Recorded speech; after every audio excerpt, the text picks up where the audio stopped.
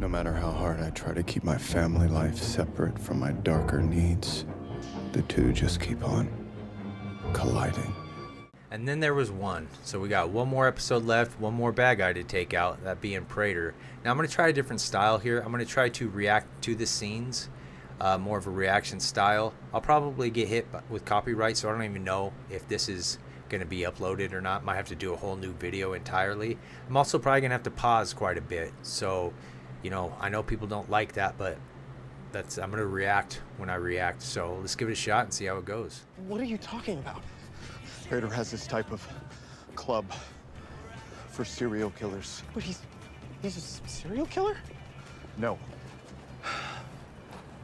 So the very first video I did reviewing this show, I mentioned how the writing was kind of lazy, fast-paced, just moving the plot along, and it's stuck with that. And I accepted it because I'm still having such a good time with it, and that seems to be what they're doing here. Just a quick exposition dump, which I think is okay.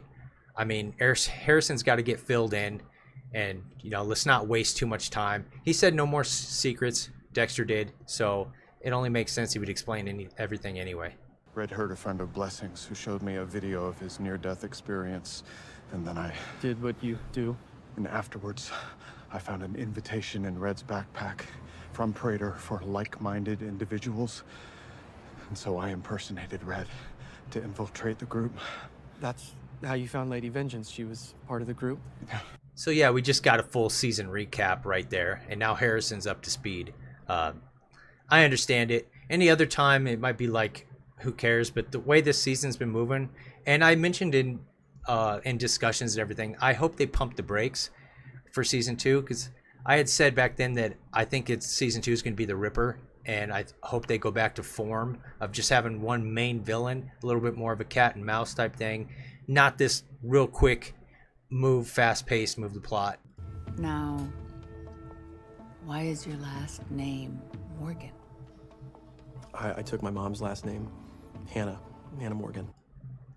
Now, in my episode 9 promo, I knew that they were in a hotel together. That was pretty obvious. I thought it was going to be much later in the episode. I thought that's how she finds out about Dexter Morgan.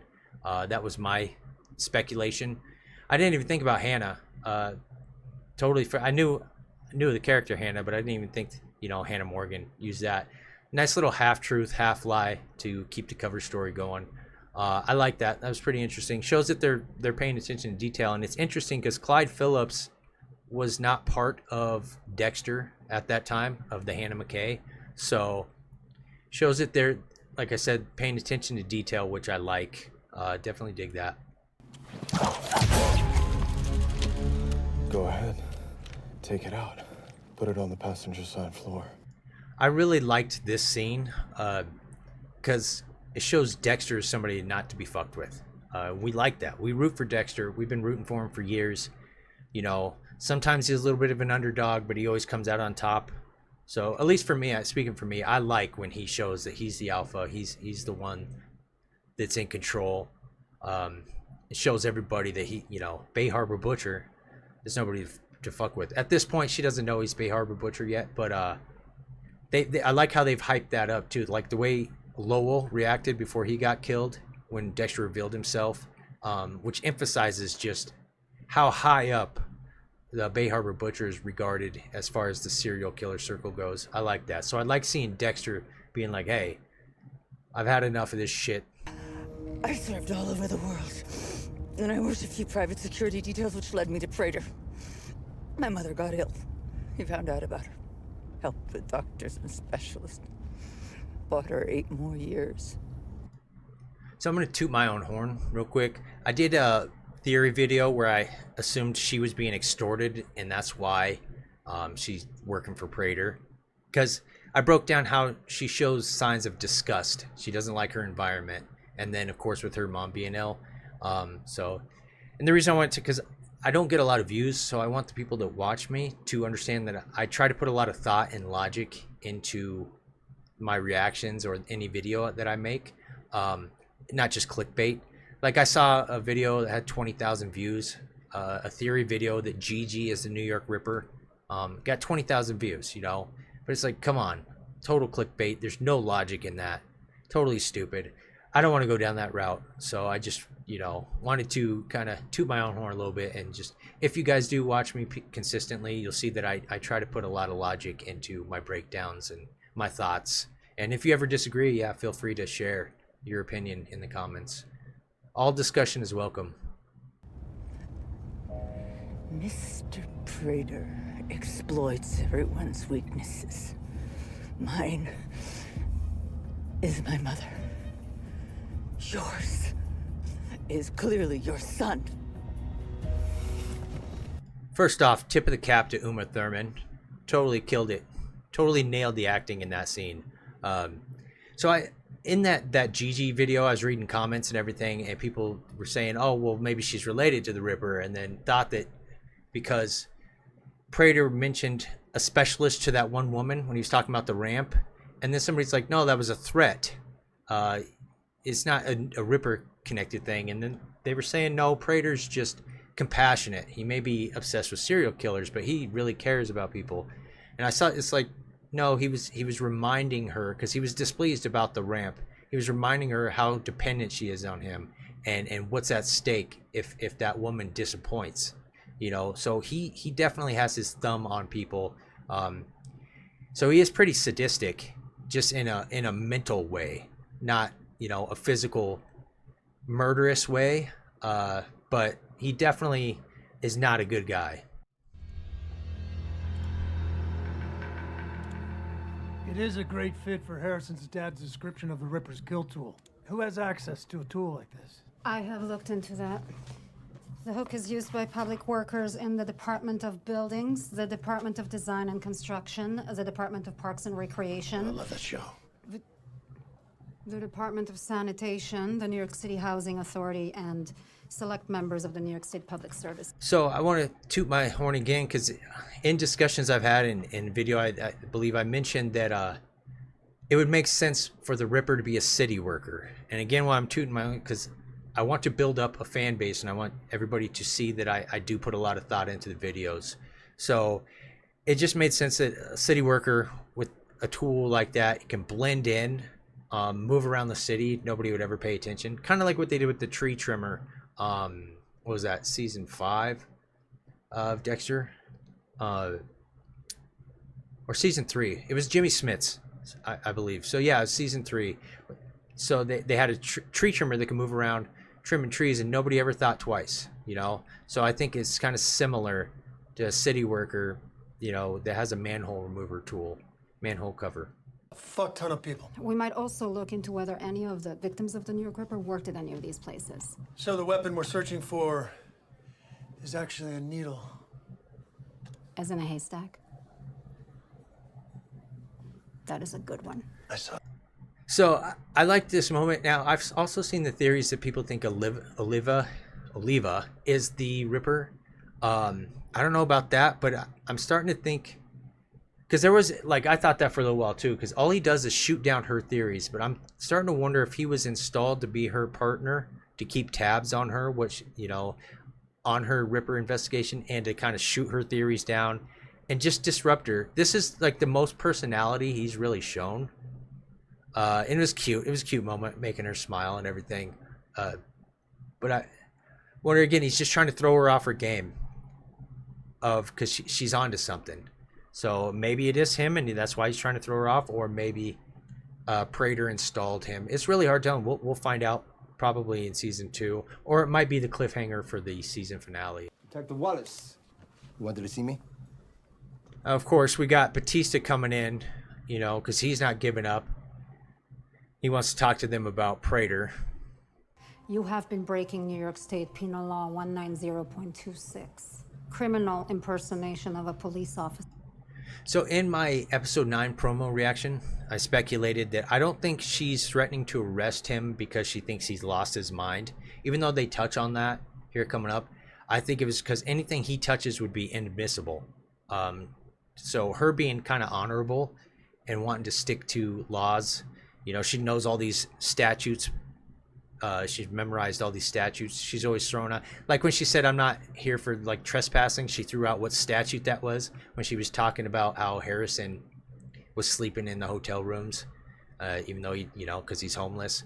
So she, you know, she's more of a strictly by the book type of person, which might be interesting later on, because I still think she might give all that up and maybe team up with Dexter to try to get the Ripper. I don't know. I guess we'll find out.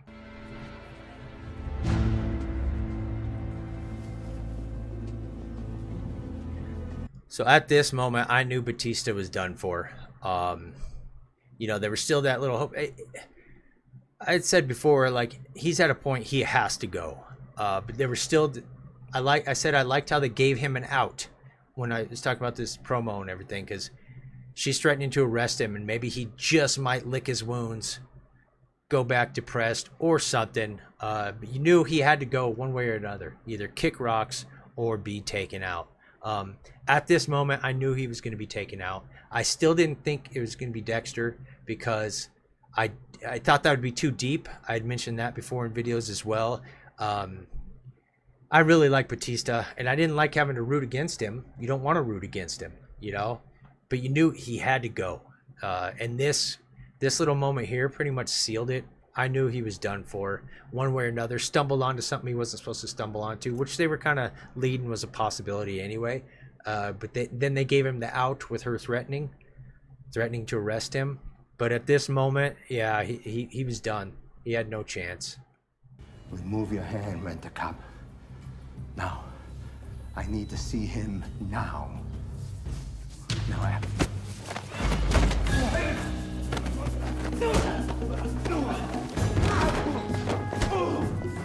he's in danger! Why exactly is my boss in danger? I thought he was going to go to the gala and kind of disrupt the gala, trying to warn Prader, or try to get information. So this was a bit cheesy, that this like 60-year-old man, and these are supposed to be ex-military.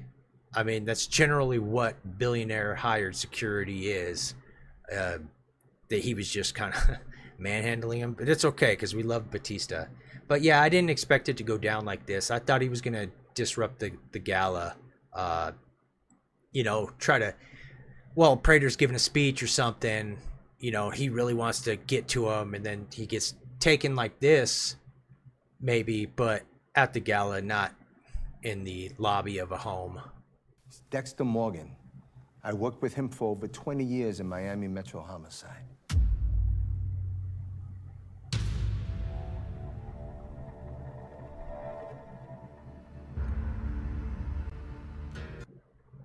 I like how she's putting on that front there, you know, because deep down she hates Prader. But, you know, and maybe she was putting on the front for Dexter. Maybe, you know, she knew that tugging on those heartstrings about her mom. But I still think that my theory was correct, and because she's shown such disgust. But either way, again, I knew Batista was done for here, because Prader is too obsessed with serial killers. You know, he wasn't going to worry about a threat on his life. There was already the message of her having, you know, the thing around her neck, the message sent to him. And he's like, oh, you know, Red still wants to play. Still thinking that he was Red at that time. So he's not worried about threats on his life at all. He's cocky, he's arrogant. He thinks he's untouchable. And he's obsessed with serial killers. So I knew that it was going to lead to Batista's demise. I'm not surprised. And that way we can clear the air. Dexter Morgan? Stay cool. Stay very cool. When they were walking towards the vault, I thought he was going to walk him to the blood slides and then say, you know, call him out and be like, I know these are yours, in a clever way, in a Tyrion Prader type way. But I thought that's what he was walking him to, was going to open up the vault, walk over to the blood slides, and then kind of spill the beans, you know, and then, you know, flip on a light, another light, and then there's Batista on the table, something like that. So, you know, not a big deal that it didn't go down that way. Just saying what I thought was going to happen. I know exactly who you are.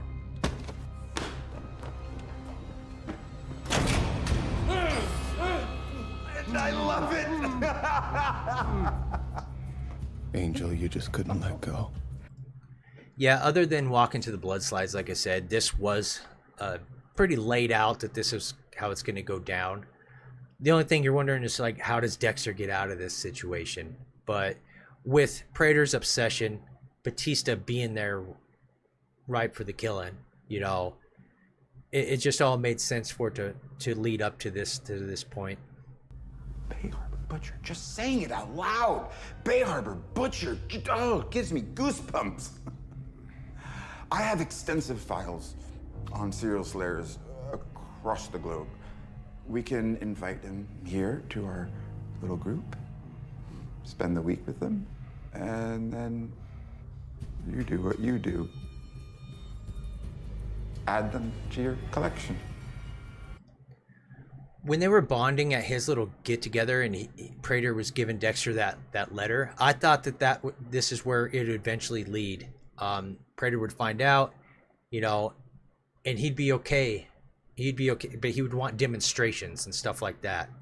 That's where I thought they might be going with it. I still think this is kind of a sweet deal, which could be interesting. But as we see in a little bit, that they're not on the best of terms. Now, Charlie could still kind of fill that role potentially later on.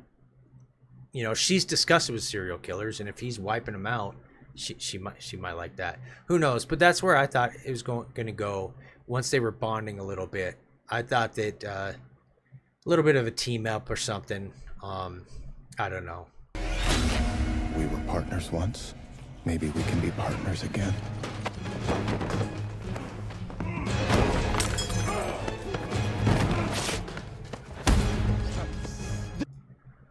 I liked it. For me, I felt like there was like a 20% chance he was going to stab him, because he might have been thinking, well, if I don't do it, they're going to do it. You know, at least I can do it quick and painless and still keep this rapport, not escalate the situation. I mostly thought that he was going to cut him free, but I liked how there was still that doubt in my mind, which was the most doubt that I had this whole time about Dexter being the one to do it. So I thought that was pretty well done, the way they got me to doubt that. Now, when he cut him, I don't know, were they going for a little bit of a comedic moment here? Because you thought they were going to rally together and then Batista attacks him. It's not funny, but it is funny. Like, now I'm kind of giggling about it, but at the time, it was a little bit intense. I thought it was a little cheesy too, but it also made sense because right now, Batista, all he cared about was justice. You know, he's a good cop. He loved his co-workers. He loved LaGuerta as his wife, his ex-wife. You know, he's a good-hearted person. He's always been a good-hearted person, so he's driven by that. So it does make sense that he would attack Dexter in this moment. At the hands of my lifelong friend.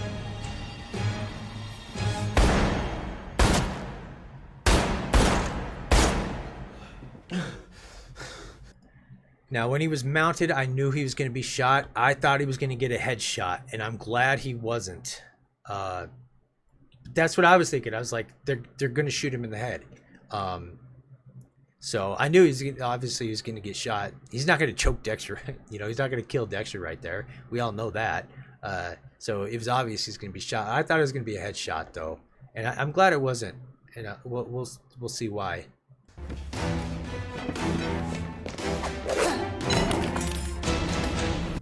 Of course, the convenience of a gun being there for Dexter to have.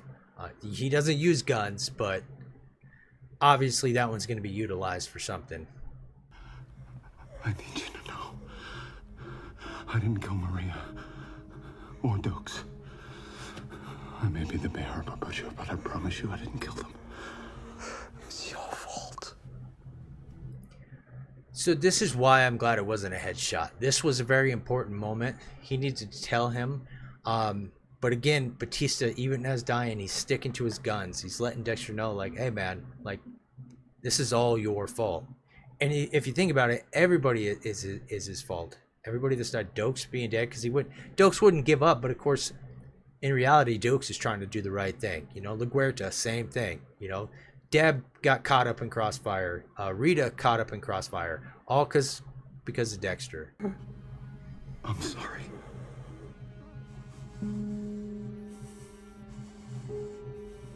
Dexter Morgan. Fuck you. I actually love that. Batista is my second favorite character. Obviously, Dexter's my first, but he's always had a really good heart on him. And that just shows his total disdain for everything that Dexter is. That all their friendship for all those years, he does not forgive it. Even when he's dying, he doesn't forgive it, you know.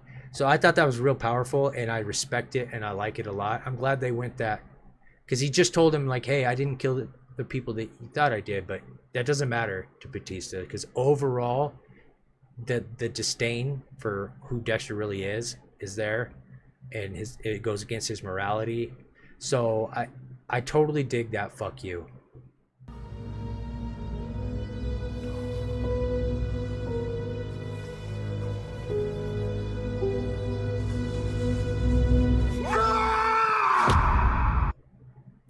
All right, if you made it this far, I apologize for this. I'll try to figure something out. I'm sure this was annoying. I apologize, and then we end it with the scream, Dexter scream, which we've seen several times throughout the history of the show. He is pissed. I would imagine that Brian Moser, I don't know about right here. It looks like he's stuck in a vault, so he might be talking to. But the thing is, there's nothing that goes against where he has to debate whether to do something or not. He already made up his mind that he was going to kill Prader. So I wouldn't expect Moser to appear in this vault. I don't think he's at full Dark Dexter in this moment.